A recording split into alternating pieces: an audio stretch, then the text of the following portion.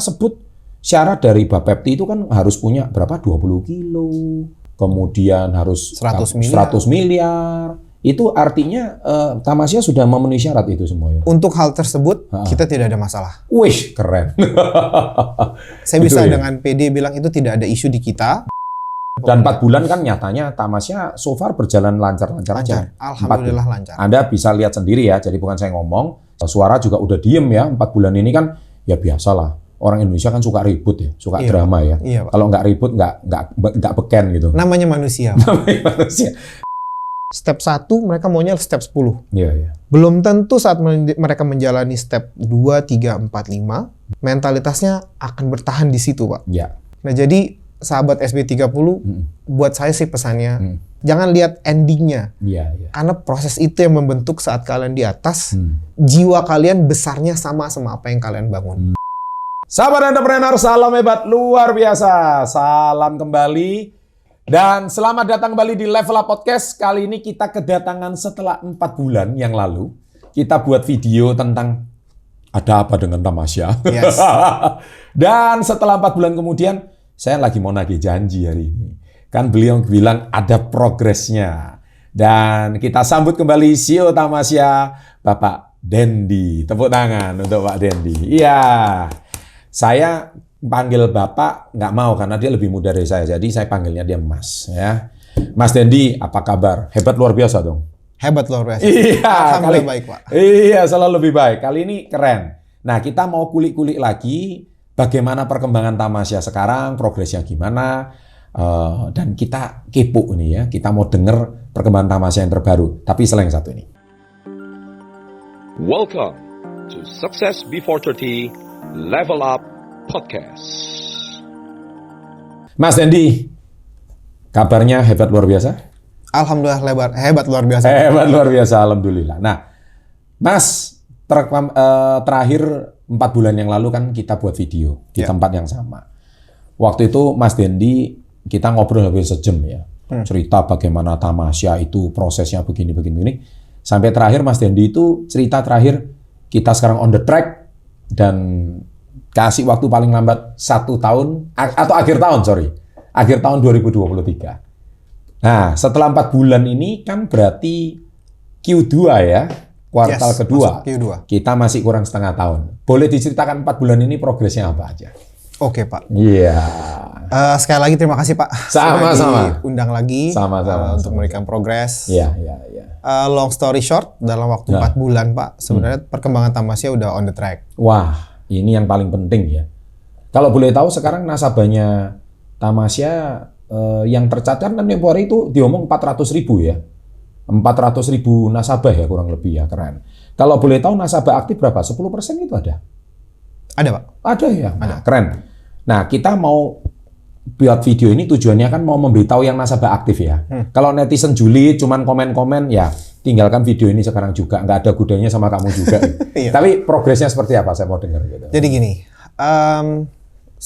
selama 4 bulan terakhir itu kita menyadari dulu secara internal Tamasya itu produknya bagian dari industri apa. Oke. Nah, setelah kita mengetahui secara internal lebih detail untuk pembenahan, baru kita bisa paham nih arahnya akan kemana sih.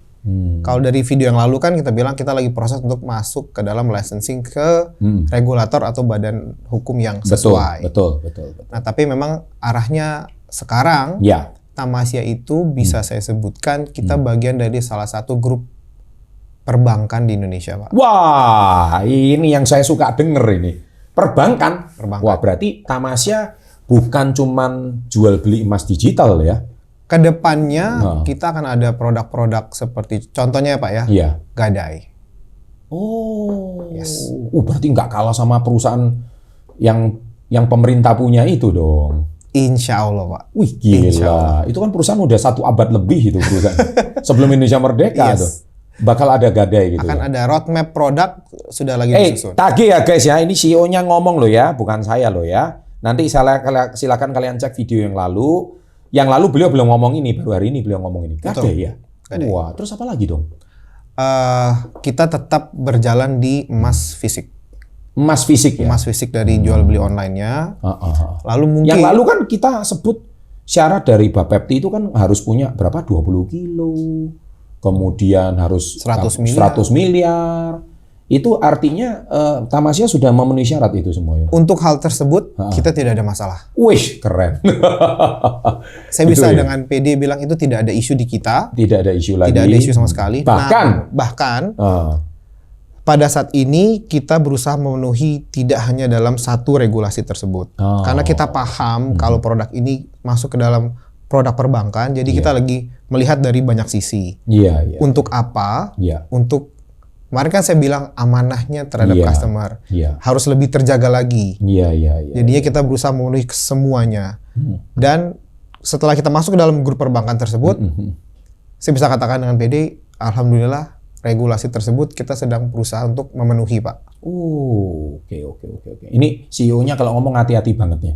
Berusaha, padahal udah memenuhi. Tapi dia orangnya hati-hati dan orangnya. Nah, ini CEO yang penting itu seperti ini ya guys ya. Menurut saya kenapa? Karena sebagai tampuk pimpinan tertinggi di sebuah perusahaan itu memang beliau itu yang memegang. Tadi beliau suka ngomong amanah itu entah udah berapa kali. Amanah itu dalam bahasa Indonesia namanya komitmen, ya. Komitmen itu, di balik komitmen itu ada satu yang namanya responsibility atau tanggung jawab. Nah, tanggung jawab itu yang paling berat. Nah, jadi orang yang mempertanggungjawabkan, apalagi setiap kata-kata yang diucapkan itu kan ada tanggung jawabnya. Betul. Bisa dipertanggungjawabkan kan. Betul. Jadi, ya. Lanjut. Oke. Nah, tapi kan untuk memenuhi regulasi-regulasi tersebut, Ya. kita tidak hanya melihat dari sisi secara perusahaan, Pak. Hmm. Karena dalam memenuhi regulasi, persyaratannya, efeknya tetap akan ada terhadap customer. Oh. Contoh paling simpel, Iya. kalau seandainya kita sudah masuk nanti, Iya. apakah dari segi komersialisasi, Iya. harga, Iya. bisa diterima nggak oleh Oh. customer? Jadi kita dalam batasan memilih tersebut. Contohnya nih Pak, Iya, untuk terakhir kan kita bahas masalah untuk masalah Bapepti. Iya. Salah satu syaratnya dalam Bapepti kita harus masuk ke dalam anggota bursa. Oh. Yang iya, kita iya, paham iya. anggota bursa itu ada 2 Pak. Oke. Dua-duanya itu swasta, ICDX dan JFX. Oke. Itu Nah. kalau regulator ya. Regulator. Jadi kita syaratnya harus masuk ke situ. Iya, iya, Nah, setelah kita berdiskusi terhadap 2 lembaga tersebut, kita lagi meminang, lagi memilih mana nih yang terbaik untuk kita dan customer. Oh, yang cocok sama customer. Karena Iya. dalam memilih tersebut kan tetap aja impact-nya akan ada ke customer. Sebentar, pricing-nya. berarti apa yang sudah menjadi fasilitas nasabah Tamasya saat ini itu nggak dikurangi ya? Enggak. Bahkan bisa lebih ya nanti ya? Oh, oke. Jadi yang selama ini sudah biasa transaksi jual beli dan sebagainya. Bahkan yang lalu kan sempat jual 800.000 tuh. Akhirnya sekarang akan bisa di buyback lagi kan yang lalu kan ya? Sejak yang lalu sudah di Sejak buyback. yang lalu kan kita sudah ada program pemulihan waktu itu. Kita Sudah berikan. pemulihan ya. Sudah Dan pemulihan. 4 bulan kan nyatanya Tamasya so far berjalan lancar-lancar aja. Alhamdulillah 4 bulan. lancar. Anda bisa lihat sendiri ya. Jadi bukan saya ngomong, CEO-nya ngomong, buktinya suara juga udah diem ya. 4 bulan ini kan ya biasalah. Orang Indonesia kan suka ribut ya, suka Iya, drama ya. iya, Pak. Kalau nggak ribut nggak beken gitu. Namanya manusia. Namanya manusia. Tapi kalau udah diem ya diem aja gitu ya. Padahal ya lancar-lancar aja ya, nggak kemana-mana ya. Padahal bagus-bagus aja gitu. Bahkan sekarang progresnya Tamasya bahkan sudah ada grup perbankan ya masuk. Di grup perbankan. Wah, keren. Waktu itu saya pernah bilang, Kalau perbankan berarti ada produk-produk perbankan dong ke depan. salah satunya Gadai Pak. Gadai ya? Salah satunya Gadai. Wah. Kita memang akan lebih hati-hati lagi untuk masukkan ke dalam si ekosistem Tamasyanya. Cuman kan tidak bisa juga kita Iya. tidak ada pengembangan produk. Ya. Tetap aja dalam roadmap Tamasya tetap harus ada. Makanya saya kasih kisi-kisi salah satunya adalah Gadai. Oh, ya. Itu sih yang plan yang terdekat yang akan kita lakukan setelah semuanya sudah legit. Nanti kita tetap akan ada, kita akan kasih progres lagi lah ke Bapak. Oh ya, nggak boleh dibongkar semua sekarang ya. Yes, jangan, Intinya video ini silakan di-broadcast kepada nasabah setianya Tamasya. Supaya mereka itu, dan juga kepada para sahabat SP30 yang mungkin masih mempertanyakan, aman nggak ya naruh emas di digital gitu ya, aman nggak ya nabung di Tamasya. Perasaan kalau Anda cek video saya sejak beberapa tahun yang lalu, saya juga konsisten mempromosikan ya. Saya berani ngomong mempromosikan, tapi kali ini saya mempromosikannya lebih baik ngomong sama CEO-nya langsung gitu. Ya, Karakter sahabat SP30 atau fans kita Success Before 30, mereka udah tahu karakter saya rata-rata. Rata-rata saya itu kalau memperkenalkan sesuatu itu sangat bagus dan kredibel di masyarakat. Tapi kalau misalkan memperkenalkan sebuah produk yang memang saham atau kripto, saya juga dulu pernah memperkenalkan. Nah, itu kan memang sangat fluktuatif ya. Dan itu kan namanya manusia, itu kalau namanya fluktuatif itu kan risiko ditanggung sendiri. Nah, jadi banyak netizen itu julid gitu ya. Tetapi yang kalau saya pribadi selalu channel yang kita bagikan kepada masyarakat itu edukatif dan sangat membangun, konstruktif lah, bukan destruktif ya. Nah, jadi itu perkembangan terkini. Bisa berarti artinya ada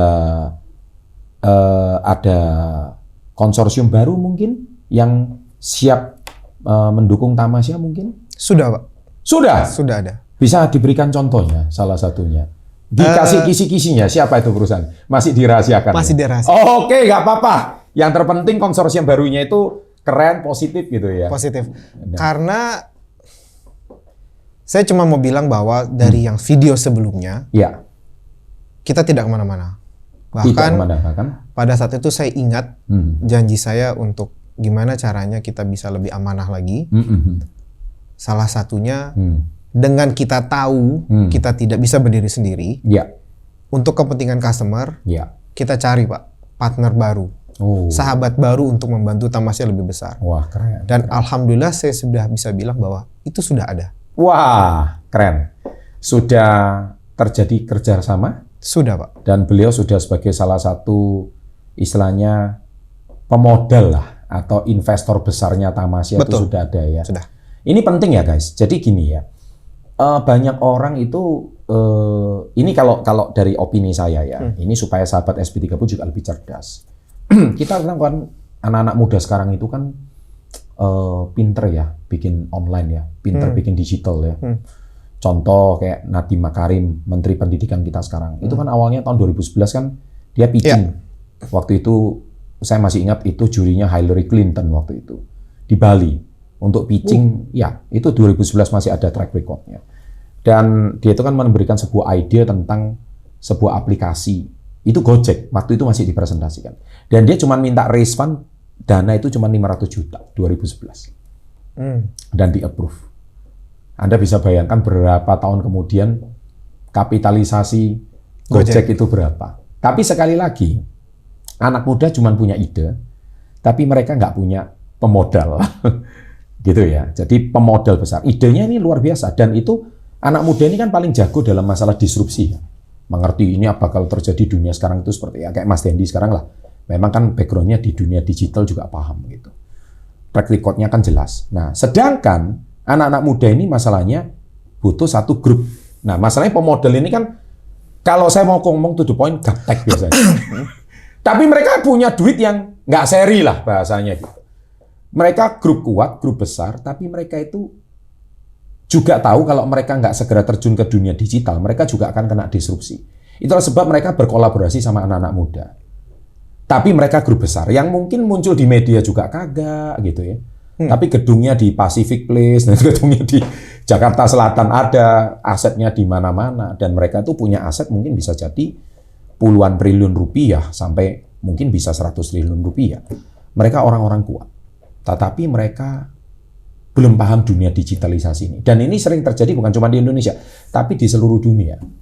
Betul ya? Setuju. Nah, kurang lebih grup barunya itu seperti kayak gitu mungkin, konsorsium barunya seperti itu mungkin kalau saya boleh ibaratkan. Iya bisa Pak. Nah, itu yang terjadi sama Gojek sama SoftBank. Nah, jadi kan salah satu investor di belakangnya itu kan grupnya Alibaba. Nah, Alibaba investor besarnya adalah Masayoshi Son, yaitu SoftBank. Betul. Nah, itulah saya yakin kurang lebih seperti itulah. Tapi harus orang kuat lama yang melek digital. Dan dia mempekerjakan orang yang tepat. That's why akhirnya sekarang Gojek boom. Saya rasa mungkin bisa menjadi lapangan pekerjaan baru. Banyak orang-orang yang pengangguran, dipecat, ya kan? Atau susah cari pekerjaan, akhirnya Gojek gitu. Dan itu kan menciptakan sampai jutaan. Itu baru supirnya Gojek doang, belum yang GoPay. Belum yang GoFood. Itu berapa ibu rumah tangga, cateringnya tuh jadi laku gara-gara GoFood. Itu jumlahnya jutaan loh. Betul. Dan itu menolong bangsa loh. Tapi sekali lagi itu kan, ya itu kalau saya boleh ibaratkan seperti itu gitu. Tapi kalau kita berbicara anak muda ya Pak Chandra, dalam perspektifnya Pak Chandra tadi melihat dari sisi investor, kita membutuhkan investor. Betul. Kalau saya melihat perjalanan saya ke belakang, dari Januari aja Pak, kita tahulah kondisi Januari seperti apa. Iya. Anak muda boleh Pak punya ide. Iya. Yang tidak boleh dilupakan sama anak muda, Iya. dia harus punya kejujuran satu. Oh iya. Buat saya itu. Iya. Karena kenapa? Aha. Begitu dia punya kejujuran, Iya. yang kedua turun adalah mentalitas. Iya. Orang pintar banyak Pak. Orang pinter banyak. Ya. Orang pintar sangat banyak, apalagi sekarang era-era orang melek digital. Iya. Banyak orang yang bisa berbicara dari A sampai Z. Keren, paham teknologi semua. Betul. Iya. Dia bisa berbicara seolah-olah dia di atas rata-rata. Iya. Tapi saat dia menjalani prosesnya, Diuji. mentalitasnya, Heeh. apakah dia punya mentalitas di atas rata-rata? Iya. Jujur saya sendiri belum bisa bilang bahwa saya di atas rata-rata atau saya rata-rata tidak Pak. Iya. Tapi yang saya bisa kasih pesan adalah mentalitas itu penting. Oh iya. Never give up itu penting. Betul. Pegangan saya pada saat itu tuh saya cuma sholat Pak. Iya. Satu itu. Iya. Tapi saat kita datang Iya. untuk secara duniawi ke investor, Iya. harus diingat Iya. kita kan perlu kolaborasi Pak. Iya. Jelas dong. Harus ada penekanan egonya juga di bawah situ. Bukan berarti your idea are the best idea, Iya. belum tentu. Iya. Makanya perlu ada dua sisi. Kita harus mengkombinasikan Iya. sudut pandang yang berbeda, generasi yang berbeda, Iya. dan mentalitasnya juga beda. Iya. Yang saya tidak setuju quantum leap karena mereka punya ide yang besar. Quantum leap dalam artian step 1 mereka maunya step 10. Iya. Belum tentu saat mereka menjalani step 2, 3, 4, 5 mentalitasnya akan bertahan di situ, Pak. Iya. Nah, jadi buat sahabat SB30, buat saya sih pesannya mentalnya dijaga. Oh iya. Jangan lihat proses, jangan lihat endingnya. Iya. Karena proses itu yang membentuk saat kalian di atas, jiwa kalian besarnya sama apa yang kalian bangun. Jadi bukan cuman, oh iya ngelihat Nadiem, he's a very great person, Pak. Iya. Tapi we don't know the inside of Nadiem. Jelas. Saat dia mengalami kanan kiri. Oh iya. Buat Mungkin saya ditekan sama investornya juga, kita nggak tahu kan. Kita nggak tahu juga dia mengalami apa. Betul. Makanya quantum leap dalam hal membangun industri, membangun bisnis, itu nonsense buat saya, Pak. Iya. Disiplin, honesty, Iya. just keep moving forward. That's it buat saya itu. Nah, itu kan sebuah value semua. Nah, saya percaya yang tadi Mas Dendi bilang itu benar. Itulah sebab anak muda itu punya kreativitas. Tapi kalau belum tentu mereka punya value, kejujuran. Kalau mental jelas belum kaya lah. Kan masih before 30 semua. Kalau before 30 ya mental jujur belum ada.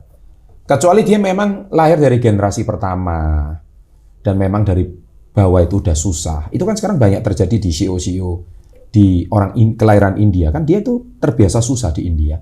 Sekarang tiba-tiba jadi CEO-nya di Amerika. Memang mereka terbiasa susah.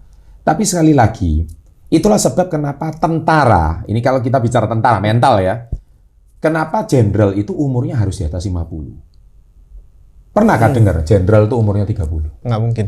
Nggak mungkin. Karena jenderal itu nggak bisa di quantum leap. Betul. Dia harus, rumput itu, anak muda ini kan kalau lihat rumput, lama amat tumbuhnya. Gua tarik lah, supaya dia cepat tumbuh. Kok pendek terus rumputnya? Apa yang terjadi? Mati. Karena akarnya kecabut. Banyak anak muda kayak gitu kan. Maunya cepat, apalagi sukses before 30.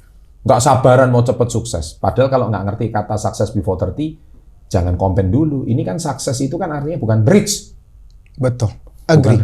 Bukan rich before 30. Nah, anak muda sekarang kan pengennya rich before 30, tapi dengan cara-cara yang tidak elok, dengan cara-cara yang tidak etis. Itu saya nggak pernah ajarkan di channel kami. Tapi by the way, hari ini kita ngobrol Tamasya sampai ngobrol etika anak muda. Ini bagus banget ini. Artinya apa? Dari sini kita bisa tahu bahwa kita doakan ya, CEO yang Tamasya yang baru ini amanah, komitmen, dan kaget saya, 4 bulan tiba-tiba bawa terobosan baru, ada produk bakal gadai. Padahal sebetulnya saya tahu dia ini banyak produk yang luar biasa, tapi beliau belum mau ngomong. Ini artinya apa? Step by step luar biasa. Dan by the way tadi itu saya dikasih apa nih? Hadiah ini. Kayak kaget saya, tiba-tiba datang, wah ini kameramen saya dari tadi air liurnya netes terus nggak berhenti-berhenti ini bahaya. Terus belum ngomong, wah ini bisa digadai ya. Ini anak muda ini otaknya seperti itu biasa. Padahal kalau saya lihat ini biasa aja. Ya, tapi by the way guys, ini salah satu produk yang dari grup konsorsium baru yang mana ini adalah sebuah produk yang luar biasa. Ini kayak bentuknya kayak kartu kredit ya. Betul. Ya, Kartu debit ini kita sembunyikan nama grupnya ya, ada di sini. Dan hebatnya ini juga berfungsi sebagai kartu kredit ya. Wah, ini keren banget. Tinggal chipnya kartu kredit dimasukin ke sini ya. Dan yang saya kaget di belakang ini ada tertulis 55 gram. Kalau 55 gram ya, sekarang let's say katakanlah 1 gram 1 juta ya berarti kartu ini harganya 55 juta. Nah, saya kalau ngomong seperti ini langsung tukang rampok, tukang ini sudah langsung antri di depannya Success Before 30. Ini bukan mau flexing, tapi ini cuma mau menunjukkan bahwa grup baru ini luar biasa gitu ya. Dan rupanya dia sudah tahu ya kalau di luar negeri itu banyak yang seperti ini gitu ya. Oh. Saya juga belajar banyak Pak dari grup baru ini. Gitu ya. Partner yang saya cari, yang kita temui, yang memang ekspertis ya. Jadi kita berbagi ilmu bukan hanya karena saya datang, karena saya punya terobosan, bukan. Tapi saya juga harus belajar dari beliau-beliau ini bahwa ilmu saya belum banyak, Pak. Gitu ya. Memang mereka ini ekspertis di bidang gold gitu ya, di bidang emas ya. Nah itu keren. Ya sehingga saya ucapkan congratulations ya. Terima kasih Pak. Mas Dendi ya, artinya Anda anak muda yang luar biasa, brilian, apalagi jabatannya udah cukup tinggi sebagai CEO. Dan itu enggak gampang loh ya, sebagai CEO itu saya pesen satu loh ya, itu berapa pundak kepala itu di tangan kamu yang harus kamu jaga gitu ya. Mungkin terakhir sih Pak, saya tidak pernah bangga dengan jabatan CEO. Tanggung jawabnya besar. Jelas. Justru saya belajar dari tim saya sendiri. Yang kedua, saya belajar dari anak-anak yang jualan di pinggiran Pak semenjak kejadian kemarin. Mental itu bayangan CEO, emangnya zaman sekarang anak muda dengan ide dia mau Pak jualan makanan di pinggiran dengan nggak mau. Tapi jadinya karena itu saya lihat value saya sebagai CEO tidak lebih daripada mereka Pak. Iya. Kan CEO juga harus jualan. Kalau nggak gitu kan cuma CEO-an gitu. Betul. Nah, jadi sekarang, mentalnya harus kuat Pak. Nah anak muda sekarang itu kan banyak yang value-nya ngaco itu di sosmednya tuh CEO-nya ini gitu. Padahal cuma beli website doang. Itu banyak anak muda seperti ini. So, menurut saya ya jangan sampai. Tapi saya rasa Tamasya, kalau boleh tahu satu pertanyaan terakhir. Tamasya saat ini tetap maintain nasabahnya dengan bagus? Masih Pak. Bahkan servis kita naik Pak. Servis naik ya? Servisnya naik. Ada beberapa hal yang kita rubah dan itu harusnya lebih menguntungkan customer. Tolong kalian tulis di kolom komen kalau kalian nasabah Tamasya nonton video ini. Servis seperti apa yang kalian rasakan perubahannya.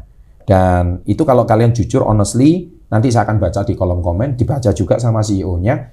Dan itu sangat, komentar positif kalian itu sangat berarti bagi beliau. Betul. Dan itu juga turut mendukung beliau untuk membuat Tamasya lebih baik lagi. Gitu ya, seperti itu ya. Baik, jadi tadi itu salah satu progres ya. Nah, nanti mungkin kita simpan, bulan depan saya tagih lagi. Progres seperti apa. Silakan Pak. Sukses untuk Anda. Terima kasih Dan Pak. kita tutup dengan salam hebat luar biasa. Thank you Pak. Ya.